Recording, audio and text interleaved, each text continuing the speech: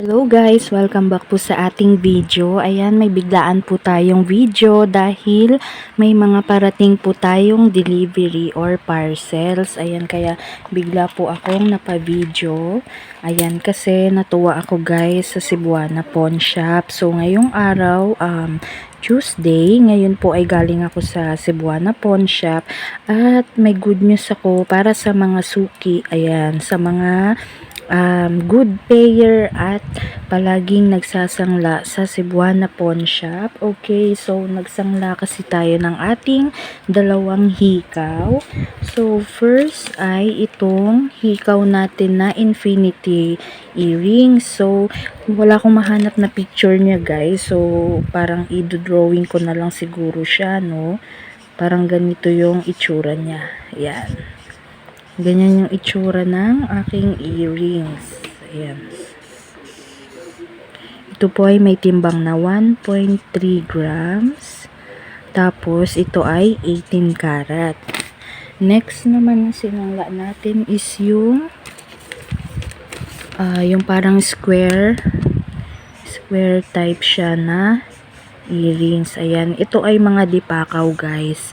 Tapos, ito may parang design siya sa ganyan. Yan.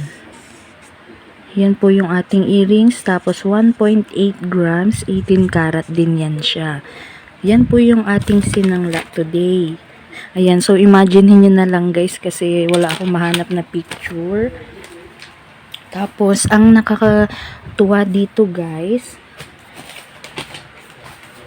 Okay, so sa 1.3 grams natin, ito po ay na-appraise ng 3,737.50. Ayan, so mataas po yung binigay na appraise sa ating alahas. 3,737.50. Tapos, itong isa naman, ito po ay na-appraise ng 5,175. Ayan, super taas niya ngayon, guys. Okay. So, dati nag-start lang tayo sa dati po ay 3,250 lang tayo nag-start. Tapos, nung medyo tumagal-tagal na, ang tinanggap na sa atin ay times, ayan, mag-start muna tayo dito sa isa. Okay, dito guys, sa ating 1.3 grams, dati yung first pa lang ako nagsasangla, ito po ang tanggap nila, 3,250 per gram.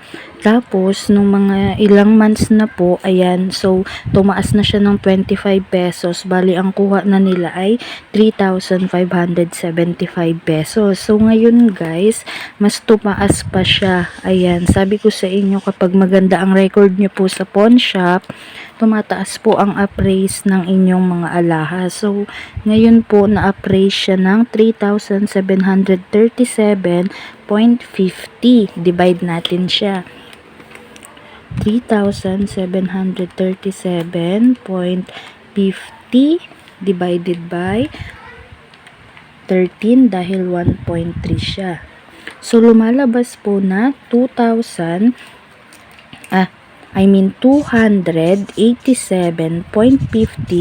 per 0.1. Ayan. O, diba malaki na siya ngayon guys. Nag-start lang ng 250 per 0.1 grams. Tapos naging 275. Tapos hanggang sa naging 287.50 per 0.1 gram na siya. Ayan po ay sa 18 karat natin. So, napakataas ngayon guys ng appraise sa atin. Thank you so much po Cebuana Pawn Shop. Ayan. So, mataas po ngayon ang binigay na appraise sa ating alahas. Tapos, kumuha pala ako guys ng nagbilis sangla ako guys kasi ang nakakatuwa pa is may display sila ngayon. Yun, so naabutan natin na may display sila, hindi pa nauubos yung mga subasta. So, ang nabilis ang lako dun guys is ganito ang itsura niya. Yung familiar ba kayo sa mga empanada na parang empanada style na hikaw, yung ganyan. Yung ganyan siya. Tapos may timbang siya na 2.2 grams. Tapos 18 karat din siya guys. Ayan. Imagine niyo na lang siya guys, ganyan siya. Yung style niya is parang empanada. Yun. So, napakaganda nun guys. Yun. Kumuha tayo. Nagbilis sangla tayo. At, alam nyo ba, ang kanyang sangla ay 2,500. So, may balance pa ko na 5,500. I-divide natin siya ngayon. 5,500 divided by 2.2. O, yun guys. So, 2,500 per gram. Ayan. 2,500 per gram. Ayan. So, may pag-iipunan na naman tayo na bagong earrings. Ayan. So, i-update ko kayo guys kapag natubos ko na yun siya. Yung ating gingbilis sangla.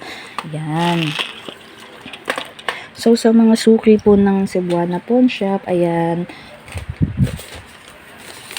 mataas po ang appraise sa atin ngayon. And ano ko na rin po pala, isasama ko na rin po pala si Palawan Pawn Shop. Yung atin pong singsing na 18 karat na may diamond. Ito po. Dati ay na appraise siya ng 3,600. Ngayon po ay 3,650 na. Ayun. So, tumaas din siya ng 50 pesos. Ayan. So, thank you so much po sa mga appraiser natin sa pawn shop sa pagbigay po ng mataas na appraisal. Ayan. So, yan lamang po ang update ngayon guys. Super happy lang ako kasi siguro na-feel din nila na kailangan natin ng pera. Ayan. Kasi marami tayong padating na delivery. Yan lang po ang ating video for today. Thanks for watching guys. See you sa next video. Bye-bye!